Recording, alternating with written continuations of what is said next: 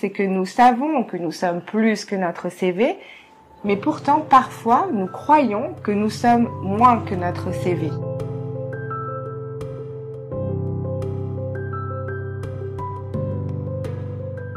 Bonjour à tous et bienvenue sur la chaîne Douceur Passion. Aujourd'hui, nous allons aborder un sujet qui est comment lutter contre le syndrome de l'imposteur.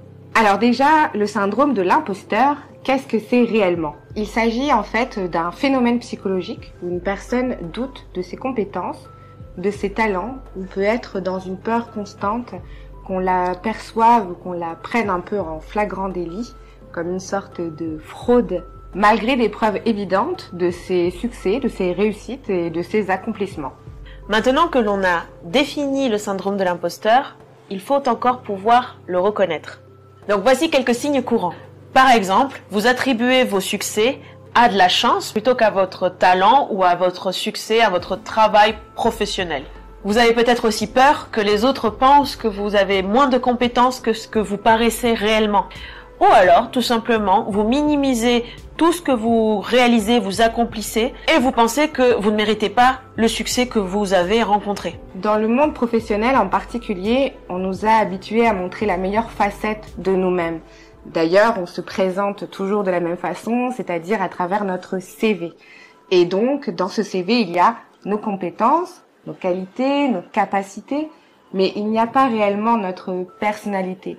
Ça, c'est quelque chose que l'on doit quelque part cacher ou garder pour soi. Mais nous savons, nous nous connaissons et nous savons que nous ne pouvons pas nous définir, en tout cas nous contenter d'une définition qu'il y a sur un CV. Nous savons que nous sommes plus que ça. Et ce qui est intéressant, c'est que nous savons que nous sommes plus que notre CV, mais pourtant, parfois, nous croyons que nous sommes moins que notre CV. Donc, derrière le syndrome de l'imposteur, en réalité, il n'y a pas que ça. Il y a plein de choses qui en découlent. Ou bien, ce sont d'autres éléments, tout simplement, qui l'ont construit, qui ont fabriqué ce fameux syndrome de l'imposteur. Entre autres, la confiance en soi, la mésestime de soi. Malheureusement, on peut avoir une piètre opinion de soi dans les différents domaines de sa vie et le domaine professionnel peut être impacté également. Ou tout simplement l'état dans lequel on est, l'émotion que l'on est en train de vivre, l'expérience et tout ça influence sur l'opinion que l'on a de soi et influence notre syndrome de l'imposteur. Une fois que vous avez reconnu ces pensées, il est essentiel de les challenger. Par exemple, en écrivant vos accomplissements. Ça paraît bête, mais c'est très important parce que en nous, on a un processus psychologique que l'on explique très bien en PNL, programmation neurolinguistique. C'est tout simplement l'idée que une fois qu'on a acquis quelque chose, une nouvelle compétence, une nouvelle capacité, d'une certaine manière, on va l'oublier. En fait, on ne va pas oublier cette capacité, on va simplement l'intégrer. Et notre cerveau ne va plus réfléchir au fait qu'il est en train de faire la nouvelle chose qu'il a appris à faire. Il va simplement la faire. Et heureusement qu'on a cette fonction, je dirais, parce que c'est ce qui fait qu'on bascule dans plein de choses dans l'inconscient. Ça fait un tri, un petit peu une sélection des choses que l'on retient, parce que sinon on serait complètement envahi de pensées tout simplement. Pourtant, depuis que nous sommes nés, depuis notre naissance, nous en avons accompli des choses, nous en avons réussi des choses, apprises. Nous avons vraiment en nous un potentiel incroyable de réussite, d'apprentissage et de restitution.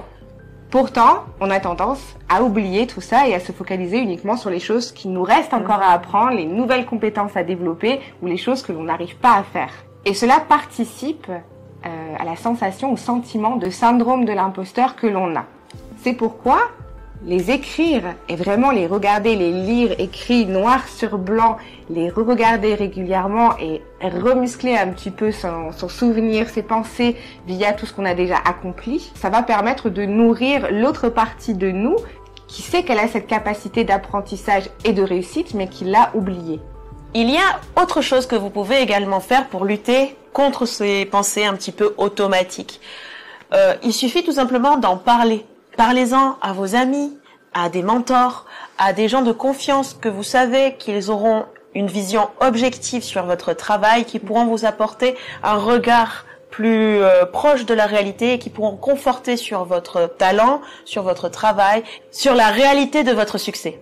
De manière générale, il est quand même important de challenger vos pensées, de ne pas stagner et même si vous avez identifié ce syndrome de l'imposteur, de ne pas le garder en vous, qui ne vienne pas entraver votre succès professionnel. Il est important de aller de l'avant et de trouver des solutions. Et pour cela, il faut apprendre d'une certaine manière à adopter une mentalité différente que l'on peut appeler une mentalité de croissance.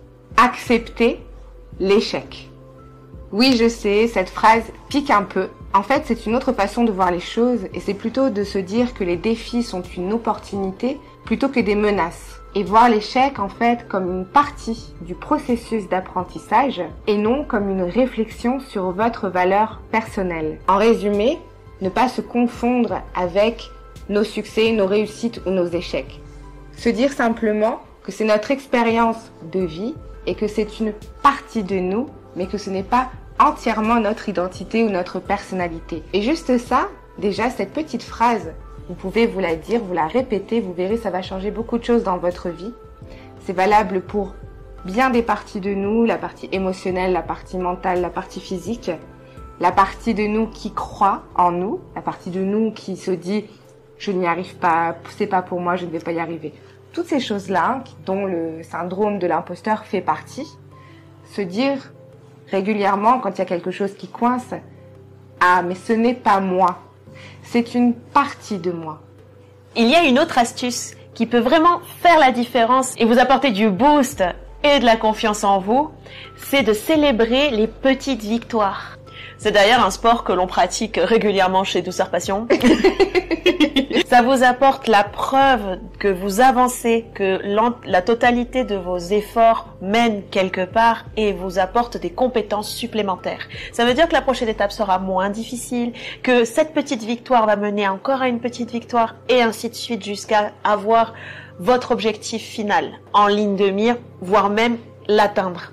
Et surtout, le fait de célébrer les petits succès, de se célébrer soi dans la réussite, c'est sortir du mental et matérialiser, concrétiser quelque chose qui vient d'arriver, une belle expérience. Et ça, c'est très important à faire dans la vie en général et dans la vie professionnelle. Là, on a tendance à moins le faire, justement. Parce que c'est plus normal d'acquérir des nouvelles compétences, de monter en grade, en capacité dans la vie professionnelle. Mais chaque marche grimpée dans ce domaine-là aussi mérite d'être célébrée, d'être fêtée, juste parfois même par un sourire, par une petite lettre, un petit cadeau qu'on s'offre, un petit moment qu'on s'offre. Et ça, c'est le graver, c'est le mettre dans la matière. Donc on n'est plus juste dans les pensées, dans le mental, on l'incarne, on le concrétise. Le fait de l'ancrer dans la matérialité permet aussi par la suite, lorsque le temps a passé, voir toutes les étapes et tout le chemin parcouru et se dire « Ah, mais moi à cette période-là, j'ai réussi. Là aussi, j'ai réussi. » Et le syndrome de l'imposteur est vaincu au fur et à mesure parce que vos étapes ont été mises et ancrées dans la réalité. Quelque chose aussi qui est très important est lié au sujet du syndrome de l'imposteur et dont on parle un petit peu moins, ou en tout cas on fait un peu moins la corrélation entre les deux, c'est le fait de définir des objectifs qui soient réalisables et atteignables. Il existe beaucoup d'outils en PNL qui ont déjà pour premier but, d'apprendre à définir ce qu'est un objectif et d'apprendre à définir quel est le meilleur objectif pour soi-même par rapport à notre personnalité, par rapport à nos outils, nos compétences justement réelles. Et c'est déjà quelque chose qui s'apprend. Arriver à définir les objectifs, les hiérarchiser par ordre de priorité, c'est déjà un exercice à faire et à développer en priorité avant de passer à la suite. Parce que lorsque l'on rencontre ces problématiques, c'est là que l'on rencontre le syndrome de l'imposteur. Diviser des objectifs par des étapes plus petites, plus gérables, pourra rendre le processus moins intimidant et vous permettre de voir vos progrès, même vos petites victoires, sans oublier de les célébrer. C'est pour cela que le développement personnel est une pratique importante à avoir dans la vie. Chercher un coach, faire des ateliers, aller dans des séminaires, c'est important pour surmonter vos doutes, pour avancer et faire croître votre affaire, votre entreprise et mener vos équipes vers le succès. En fait, le travail avec un coaching va justement répondre à tous ces besoins et ces problématiques que l'on rencontre à travers, entre autres, le syndrome de l'imposteur, puisque justement le coach va vous accompagner déjà à définir vos objectifs, à les réaliser et les intégrer. Il va aussi vous accompagner dans votre processus de réussite personnelle. C'est-à-dire, comme on l'a vu, comme on en a parlé tout à l'heure, on a cette capacité d'oublier justement les choses qu'on a acquises, qu'on a apprises. Et pourtant, on a encore ce potentiel en nous. Et à travers des outils, surtout comme en PNL, on va justement pouvoir se reconnecter à ce processus de réussite que l'on a en nous, qui est actif en permanence, et apprendre à avoir une maîtrise dessus et à pouvoir l'orienter là où on a envie et du coup être aux commandes de cette capacité-là. Cela va vous apporter aussi plus d'objectivité, de confiance en soi et un regard différent sur les choses et vous donner évidemment des nouveaux outils que vous pouvez utiliser dans le domaine professionnel et dans le domaine personnel.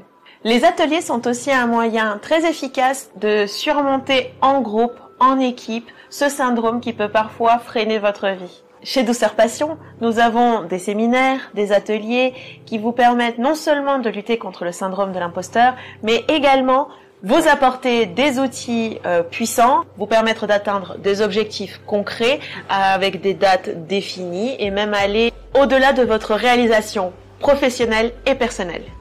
Merci de nous avoir suivis jusqu'au bout. J'espère que ce contenu vous a plu. N'hésitez pas à commenter, à réagir sur les réseaux sociaux, ici juste en dessous sur les commentaires. Et on se retrouve la semaine prochaine sur Douceur Passion. Ciao, ciao, ciao.